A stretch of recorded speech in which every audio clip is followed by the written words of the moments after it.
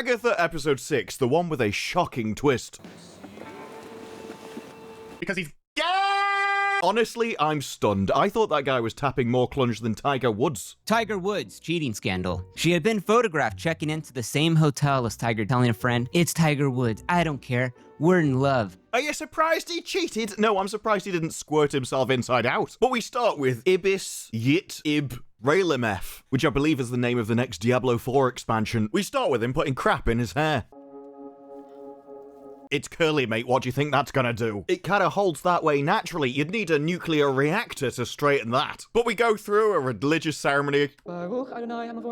Why? Nobody knows. Entirely unrelated to the story. I did briefly think he was carrying a set of bagpipes. I'm a proud mum, because this is actually my son. So as he's walking along, he seems to be getting assaulted by random people in the crowd. He can't go and smack him. Look, the slowest punch of all time. You could have at least tried to dodge that one, dude. What we got from him reading a speech to him partying, I think. It's either that or he's having a seizure. It is hard to tell. Ah! Somebody help me! Oh yeah, I think I saw that move on Doctor Who, mate. No, feces are cool! But everyone's proud of him. Don't know why. He hasn't done anything. We love you more than we could ever hope to communicate in words. Well, I think you kind of just did. It's what the words are for, love, you stupid bid. Gross. But all of this is a setup. Ooh, you're gross. No, you're supposed to actually care about them. They're a loving family, you see. They love each other. Quick, quick, kill them. This might be the most Disney thing of all time. The only time they show a happy nuclear family of a man, a woman, and kids, they immediately murder them. This is our customer base. Quick, go bankrupt. I don't know what this is. He's just sat down in a chair to music. To be fair, if he was in the room, I'd try and yeet him into space as well. No, he's too heavy. We need more people. Personally, I still would have dropped him just for a laugh. Now, strangely, at a party, they do have various different witches reading people's futures. I don't know whether this is normal at this kind of do, or whether it's just for the show. The thing is, as he goes to have his future read... Welcome to the Curious. He gets a jump scare. Oh, I'm sorry. Were you expecting someone attractive? The only reason she can communicate with the dead is because she looks like she's already visited. Are we looking behind us or ahead? It depends. Which direction are you standing in? Ahead. Well, in which case, she goes to read his future in his palm. Don't tell me everything. I don't want to know too much. Don't tell me I'm going to get possessed by a guy who's absolutely going to destroy my ring. And apparently they've got dodgy electrics in that building as well. She reads his future though, going, "You've got a long and troublesome journey ahead of you, except your lifeline is already broken." It can mean many things. It often represents personal growth and important life changes. Like which team you bat for. You're gonna get out the bath tomorrow and go, "You know what I'd like? A big fat cock." You're becoming a man. There will be a bit more man inside you, that's for sure. You're becoming a man. Or at least grabbing hold of one. A new you. Wouldn't worry. You're gonna get possessed, love. And as he goes to leave, she gives him a compliment I didn't actually know they had in America. You don't need to be a psychic to see that you're a good egg. I always thought that was an English term. Of course, over there, I'm assuming they microwave it. She tells him, though, to enjoy his life because she knows he's about to die. Before writing the sigil, which means other people can't hear his identity. Which, of course, wipes her memory of doing it as well. Meanwhile, in the most unrealistic part of this show about magic... he goes back to a table that has a girl on it. There are limits of how far I can suspend my disbelief when watching a television show. Though there's announcements. There's something going on with the anomaly. You all need to go home now. Everyone gets alerts on their phone. And in panic, they all rush out. So sorry, I think we have to go. Look, you can get back to Susan later. That's if you don't like Dave first. On the way home, they see cops driving the other way. It's okay. Everyone's panicking, driving, and looking at each other as they talk because they're all stupid and don't know how to drive. It's okay, we'll be home soon. Oh, sorry. I actually thought the father was driving. This explains everything. No wonder he died. Looking out the window, though. They're going away? Why is it growing? Is it going away? How come I can see it in my window? Mom! It's out! It's typical, isn't it? I mean, seriously. It looks like it's getting smaller. Yeah, let's all look over our shoulders as we're driving along the road. We're really smart. Mom! It's out! I mean, you get what you pissing deserve. The worst thing about this episode is nobody blames her for it afterwards.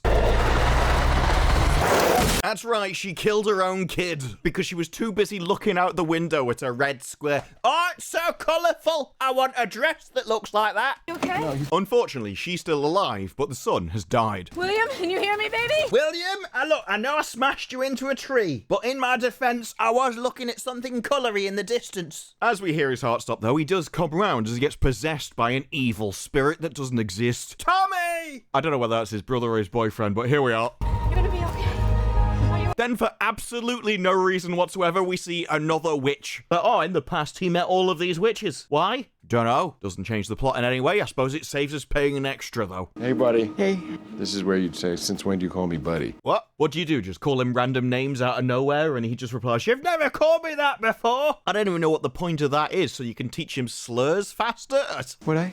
I don't know. It seems like a really stupid tradition. Seriously, he's gonna make fun of me. Apparently, they just look at each other and exchange brainwaves, and he can read them. It gets a bit farcical because they have full-blown conversations just looking at each other. This isn't how body language works. Please don't fight. What do you mean? We're not fighting. Somehow they manage to argue with each other without saying words. Yeah, we've been together so long, she knows I can't stand her just by looking at her. It's a talent. It comes with many years of marriage. The issue is he's got amnesia because he's an entirely different person and he's possessing a meat bag which isn't his own. Why Wanda didn't know this, I don't know. Instead, she decided to travel the multiverse to steal other people's children. You cast a spell looking for your own kids, eh? That's just a thought. Maybe she after a son that'd give her kids. I don't know. No, I want that one over there. Pass down my magic genetics. We get a montage of different events like visiting his own house with memories he had nothing to do with. I think we're supposed to think this is fine. This is really creepy. You've possessed a corpse and then moved into his life with his parents who don't even know who you are. What we've got here is the story of a parasite.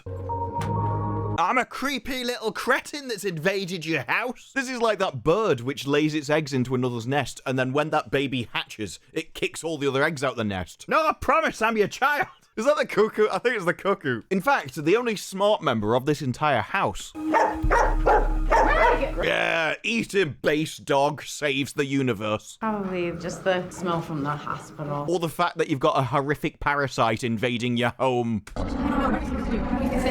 But as it's obvious his memory can't happen, or they start thinking more, and he's like, Oh no, people are thinking around me. I've never had a thought before. Please stop. Please stop. Please. I can't handle your mental capacity. Just be like me and have your brain just be like the Sahara Desert. Give me my son back. Stop worrying!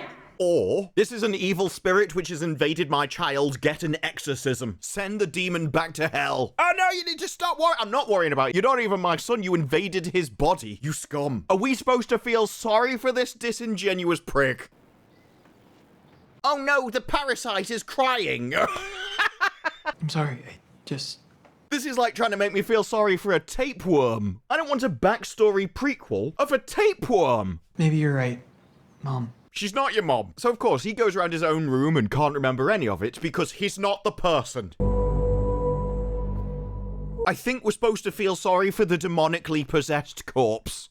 My name is William Kaplan. No, it isn't. I'm William Kaplan. Please, sir, can I steal a family which isn't mine? But then, 3 years later, it's the most shocking part of the episode. They had fun. I always have fun with you.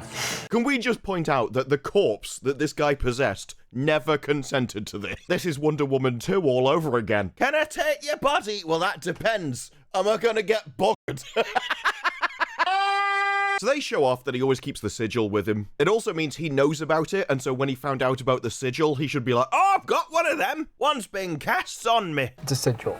Wait, he does know it's a sigil. What a tart. I think it is. It's like a puzzle. No, it isn't. A sigil is just something that makes you remember things. Break it. But then they hold hands.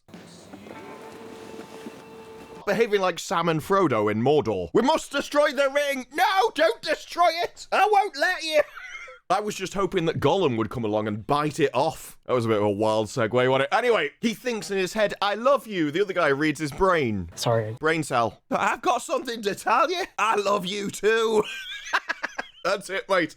Always beat him to the punch. Think she's gonna divorce me? I divorce you too. What do you mean too? What do you mean divorce? I was just gonna ask you, can you please stop destroying my ring? Sorry. So this thing happens when I'm with someone I intense feelings. Don't worry about that, mate. He's got one too. He understands. It's like having an alien attached to you with its own brain. You have absolutely no idea what it's gonna do unless you're looking at the AAA gaming industry. In which case, the answer is nothing. I already saw I'm into it. Into what? I shouldn't have asked that question. That was a dangerous question. the car accident. Oh, that's a mood killer, isn't it? I want to destroy you, Rick. Do you remember when I was in a car accident and died? That's what I want you to think about, Jory. I want you to picture me dead. I never told you about it, but Eddie, I died that night. Bro, I was joking. I died and got possessed by a demonic force. Now let's destroy the ring, Frodo. And when I came back, I was different. You certainly were, mate. You certainly were. Not only were you an entirely different person, but that time you woke up and thought, you know what I'd like? A big fat cock. Something else. You do this to yourself, Disney. Something more. I'm going to die. You need to stop. I'm not William Kaplan. At least, not entirely. No, you're not him at all. He died, you stupid tart. You are a demonic force that possessed a corpse and animated it. You are a parasitical being. But he tells him the story that we've literally just watched. I can't remember anything. I was faking it. I'm just a parasite which animated a corpse in a necromantic way. I never believed that necromancers were evil. That was until they brought this character back to life and made this show. Nothing in my life has felt normal until I met you. I am not touching that one with a barge pole. I want you to know the real me. The real you is an evil witch. Something that literally isn't human because you were the figment of someone's imagination. Because I love you too. I got that away. What do you mean too? Firstly, I ain't getting with no corpse. I wish he said that. You love me too. You could have just, I can read your mind, mate. I think he just didn't tell him, so if he ever thinks, oh, let's check out Grant, he'll know. I love you. Period. I really don't know what they've got to do with this, mate. They genuinely have nothing to do with this situation at all. For the first time.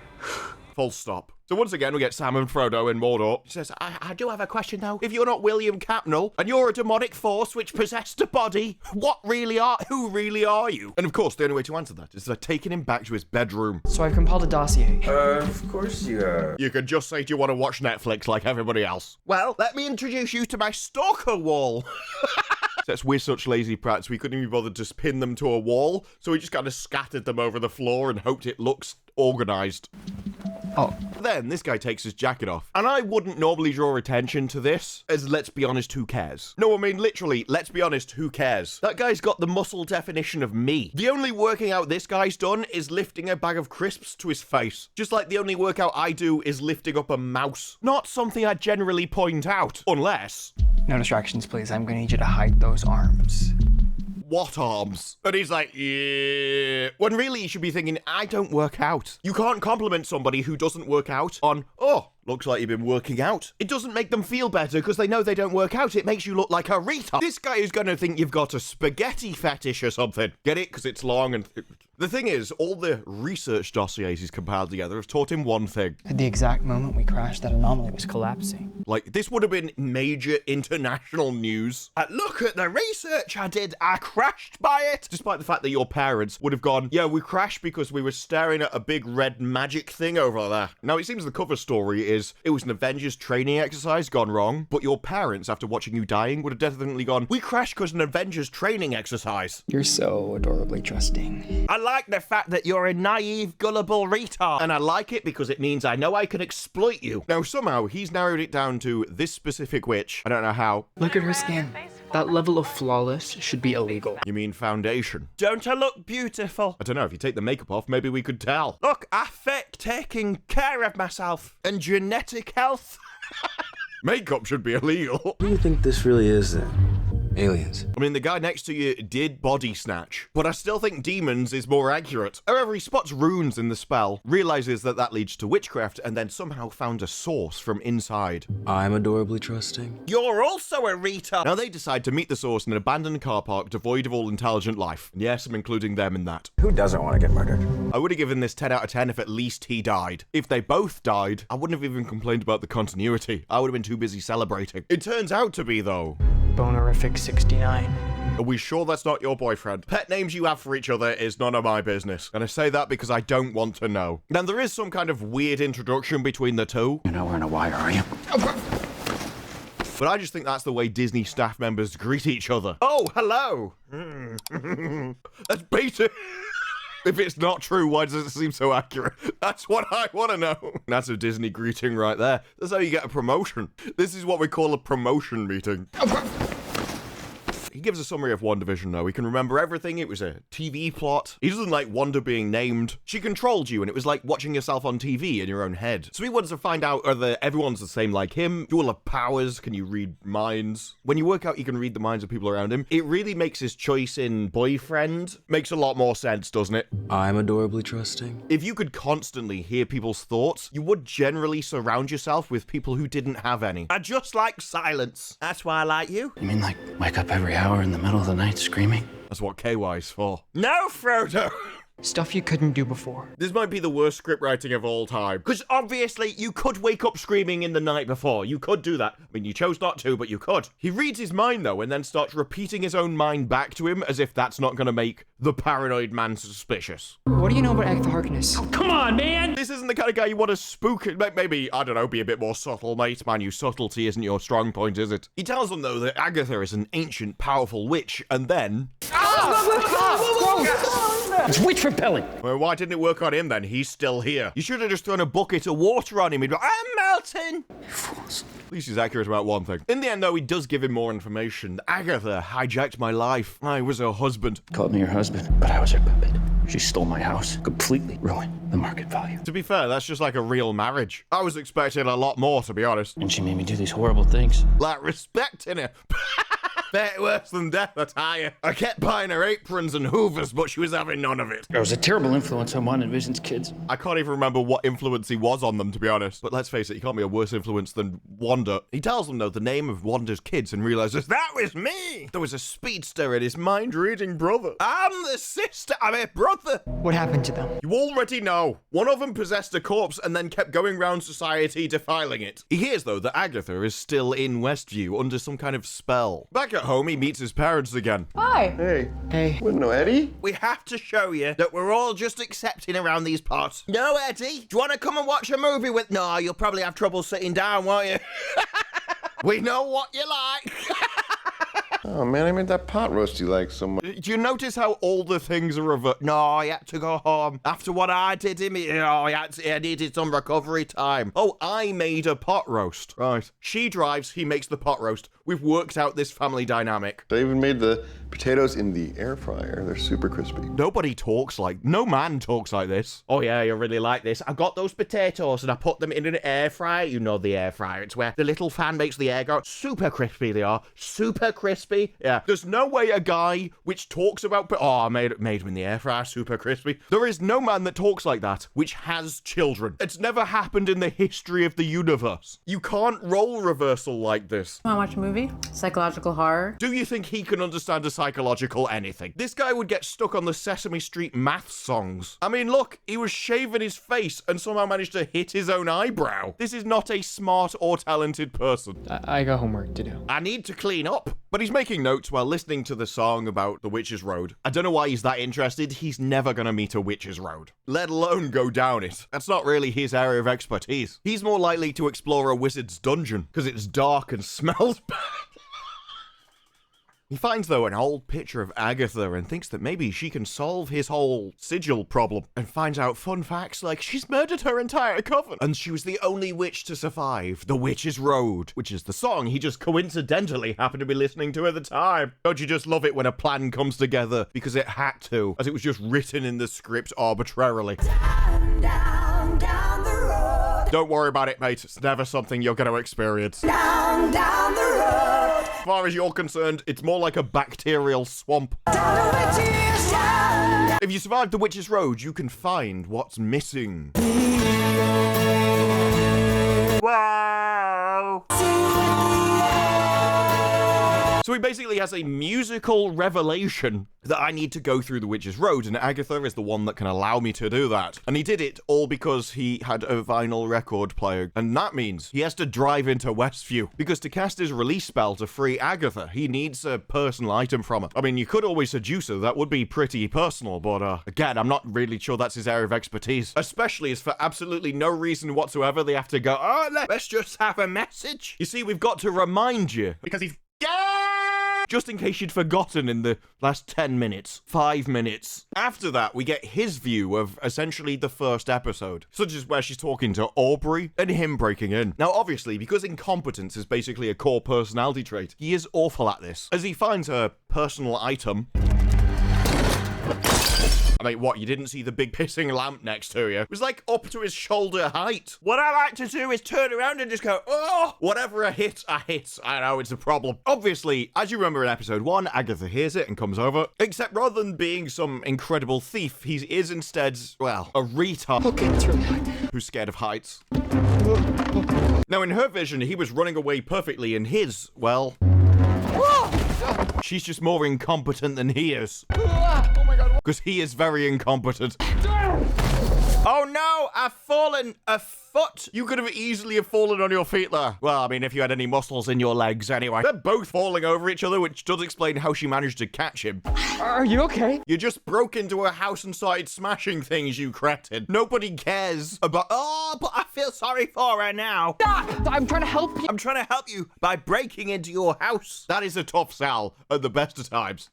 Please don't call the police. Definitely call the police. He broke into your house. Please don't call the police. I can't have a criminal record. I'd give you a criminal record just for making this show, but that's probably just me. So he's running along, and rather than throwing things in her way, like thinking a single trash can is going to slow her down, no, he's just an idiot and bangs into it accidentally. Hold your horses! And rather than getting hit by a car, while it was funny, it's just him running into a car door. Hooligan? If only she knew then that she was going to die because of this. Maybe she would have used a slur. Now, to Agatha, she's in the police station interviewing him, and really he's just in her house. I'm so sorry, I was trying to help. And it turns out their conversation from the first episode was just different. All of, well, basically the good stuff. You know, like insulting her. What were you looking for in my house? The respect of your peers and a fulfilling home life.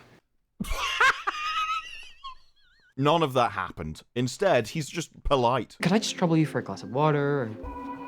Ow! Now, to be fair, I still think that's based. What do you mean, water, you little prick? It's just not quite as funny as the first episode. But you were fresh out of both. Could we, like, maybe not? So we do it again? Ow! Let's only stop when he's a smudge on a wall. You want to keep poking the bear? I mean, that is probably in his search history. So then, and this is the really weird bit, she pulls this posture, and it's like, that only works as a man. Again, if you're someone who can't abstract, you don't understand that people are different. It's like, no, this is a power stance. No, that's a come on. The only thing that pose says is, look at my min. He doesn't care about it, love. You have no power here. She continues her questions, though, and he's like, oh, I feel like you've typecast me as a mouthy teen. Which would be accurate. Well, let's talk about you then, you little dirtbag. Baby.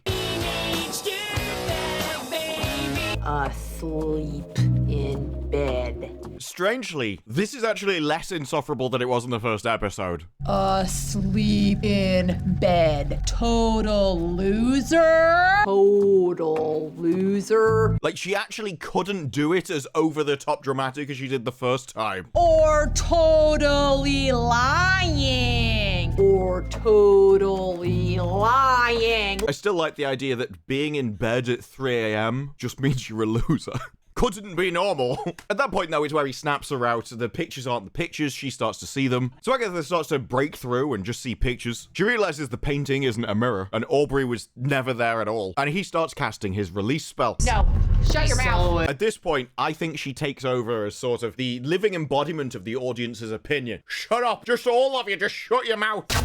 That's really tight. What you do in your spare time, mate, is up to you. Personally, I would have started with his mouth rather than his hands, but here we are. Come And she shoves him in the closet. I'm not even the one making that joke. Listen. I do not want to go back in the closet. I don't think you ever were. That was an entirely different person. You're the parasite which has possessed somebody and then dived out of it as if, ha ha! Look, I'm out of hell. But then we get a montage. Montage. Need a montage.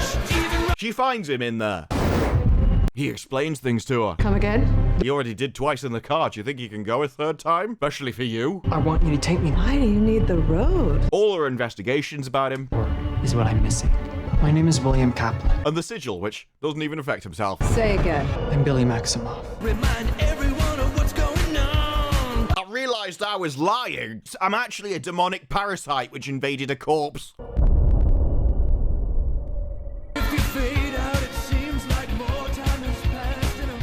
Back to the present of the parasite, and if you notice, they have changed the ratio, so I'm gonna have to zoom in again. Yes, before they were using a far better aspect ratio, which didn't leave black bars at the top and bottom of your screen, just to piss you off. No, it's more cinematic when we make the picture worse. This is the kind of talent we currently have in Hollywood. They don't even realize that the best picture is one that fills your pissing screen. Yes, this is something that I'm genuinely annoyed about. They do it on Blu-rays too, the arses. All I do is zoom in, you can't win. Now, at the end of last episode, Teen had murdered everybody for absolutely no reason whatsoever. You could understand why he killed Agatha, she just killed somebody else. But for the other two, no, he just murdered them for no reason. You could have assumed he had a reason right up until you watched this episode, which told you no, he did actually genuinely murder them for no reason. For everything from this point on, you have to realize he is just evil. Just so we're all aware. Agatha starts climbing up one of the roots. I don't know why nobody else did this.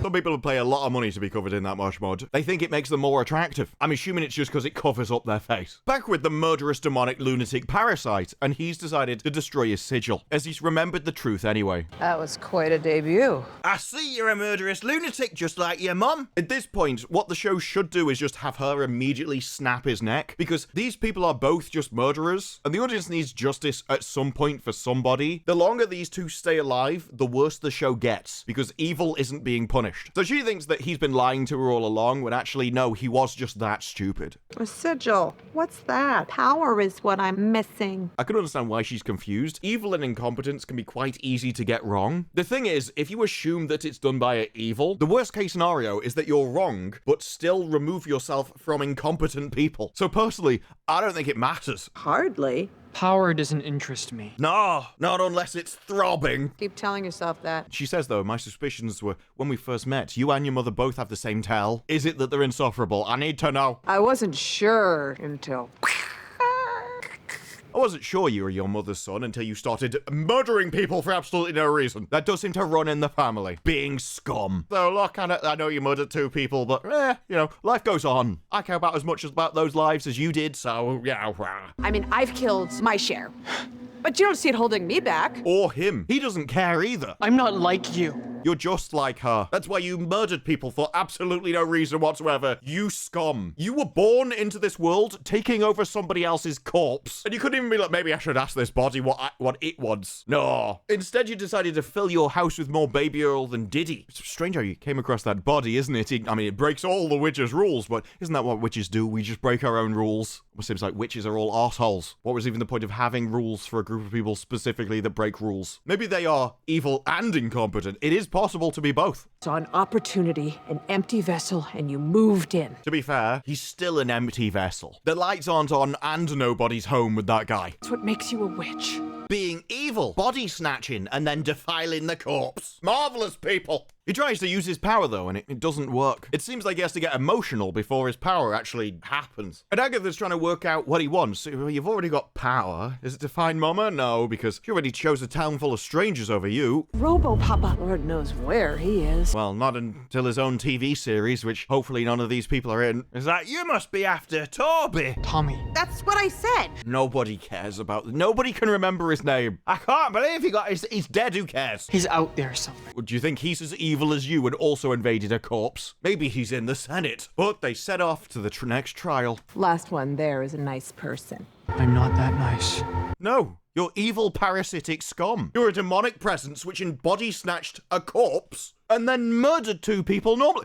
Nobody thinks you're nice. You're the worst character on the show. And I don't know why we dedicated an entire episode to teaching us this. Most of us already suspected. And it was really the most bizarre episode of the series because it didn't really serve a purpose except to piss yourself laughing. It told us things that we already knew. We could have worked out that none of the stuff was actually happening. We didn't really need to see it. And it actually made it worse because rather than thinking that they were going along with it, instead, no, it was all in her head and everybody else just kind of existed and it didn't matter what they said. That actually takes out a lot of depth from the first episode. And then the rest of the episode of this just seemed like an introduction. The moment it got back to where the story should be, the road, the episode ended. And where it could have actually enhanced the character by explaining his motivations about why he killed those two women for absolutely no reason whatsoever, well, it would have been better if they hadn't gone, no, it was for no reason whatsoever. No, he's just evil. That's all we learned this episode. That he is pure, disgusting evil. And that's not a good motivation for a character. Certainly not going to make the audience like them. It's not going to make you want for him to succeed. Instead, the two characters left are Agatha and him. Both pure evil scum that you don't want to reach the end. And that makes it where every single episode where they survive, it's more disappointing for the audience. And that's not a good story arc if you want people to continue watching your series. But those are just my thoughts. What are yours? Let me know down in the comments below. Like the video if you like the videos. Subscribe for more videos like this in the future, and I will see you in the next one.